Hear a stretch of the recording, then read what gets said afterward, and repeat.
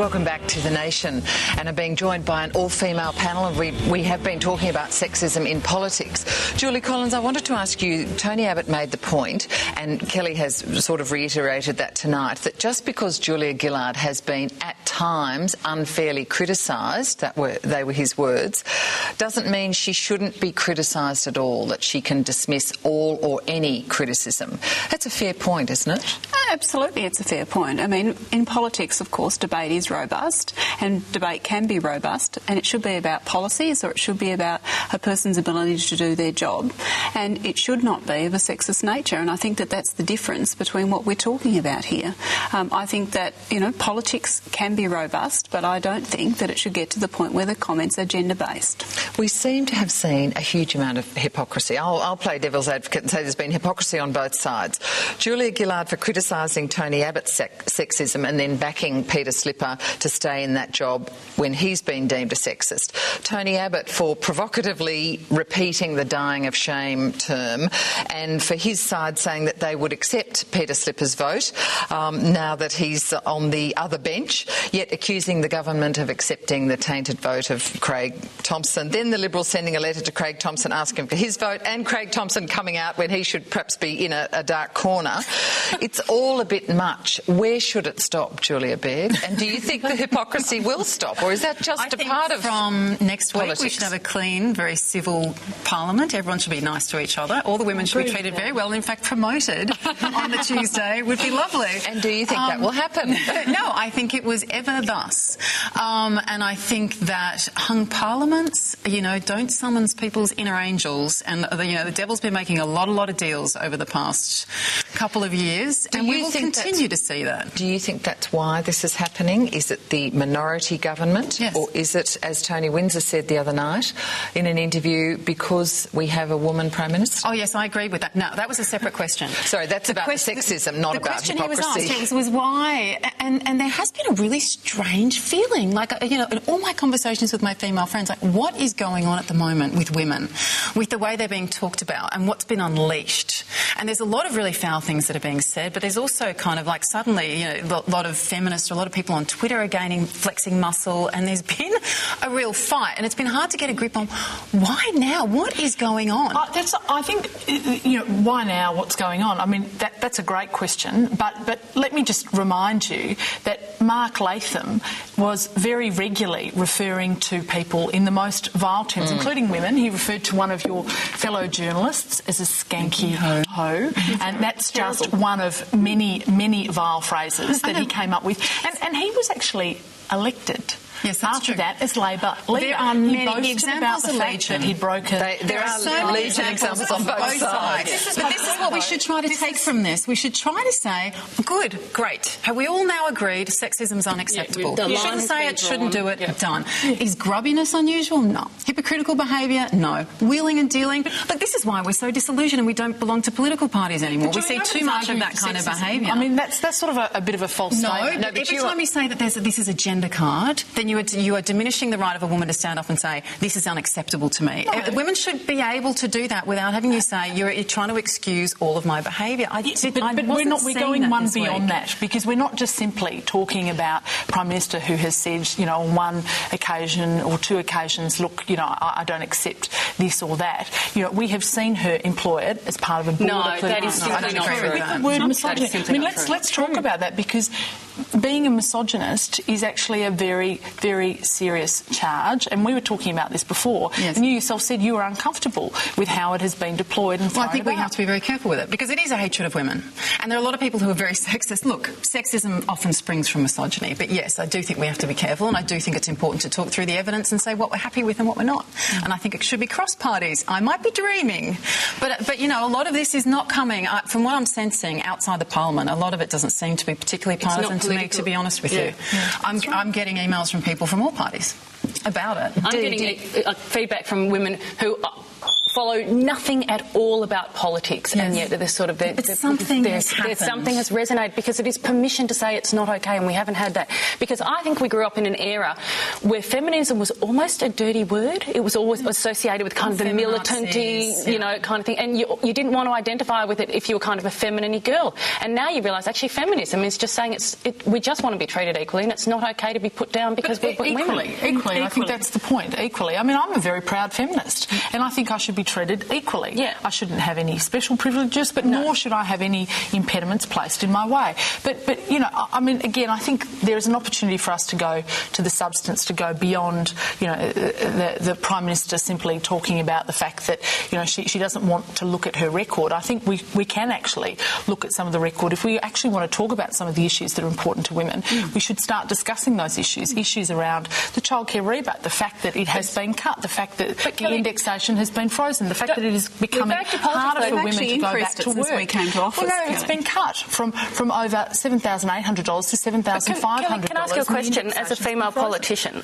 Don't you think that female politicians are treated worse than male politicians? Do you honestly believe they're not? I think every individual is treated differently. So you do not think that gender comes into it? You don't think that female politicians get it a little bit tougher than males? I think that it depends on the individual. I think you don't think it's gender at all? Some people are treated differently to other people, and it often is a reflection on the way that So, those Kelly, people are you actually interact. saying there's no sexism in politics against female the politicians? one point I would agree with Julie on is that there is sexism in every work environment, but in politics. Including in politics, and there are some people, there are some people. What examples have you seen? Well, look, I'm Parliament. In Parliament, well, I think the cat call in Parliament was a very good example of that, and I was quite unhappy that members of the Labor front bench, particularly the Minister for Social Inclusion, Tanya Plibersek, said nothing.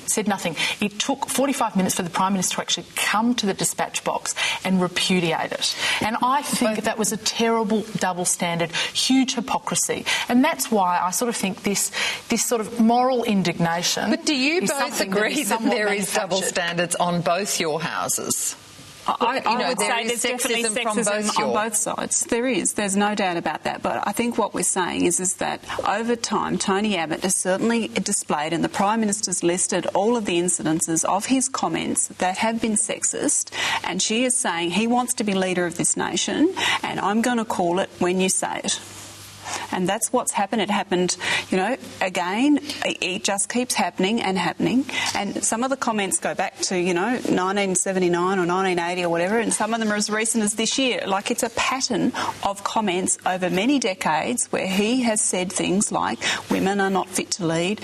And, we've heard a whole range of them, and it is definitely a pattern. And I think this person's putting themselves up as the alternative Prime Minister, and I don't think that he should be allowed to get away with continually making comments that are of a sexist nature. Julia Baird, you have looked at this in a big way for your PhD.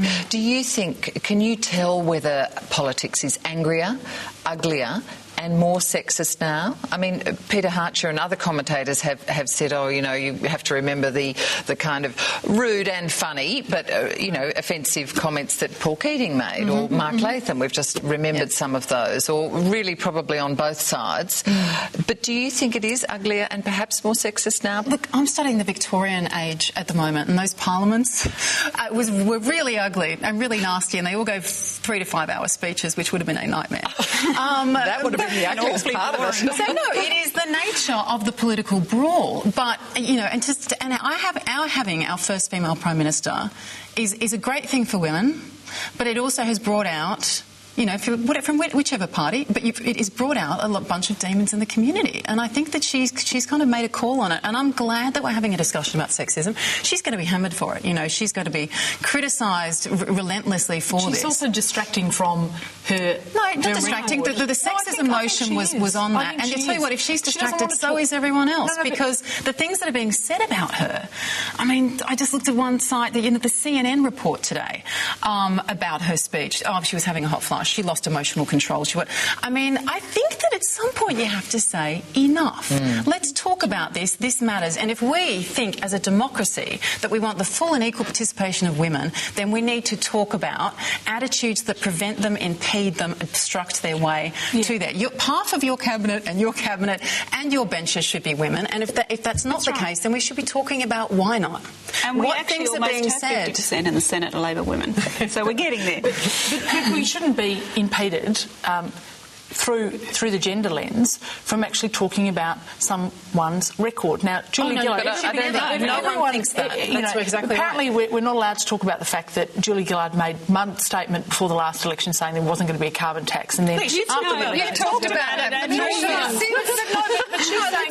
about it. She hasn't said you can't talk about that with me because she hasn't talked about it. They're not exclusive subjects and scrutiny, and this is one of the biggest issues here, which is she has a very, very poor record. I mean, she doesn't want to be talking about the finances of this country. She doesn't want to be talking about the 100. We do want to talk about it. We're happy to talk about it. We talk about it every day. Black coal. She doesn't want to talk about the fact that the government has only delivered deficits that have now added up to over 170 billion. Aren't we the strongest economy now in the world? We're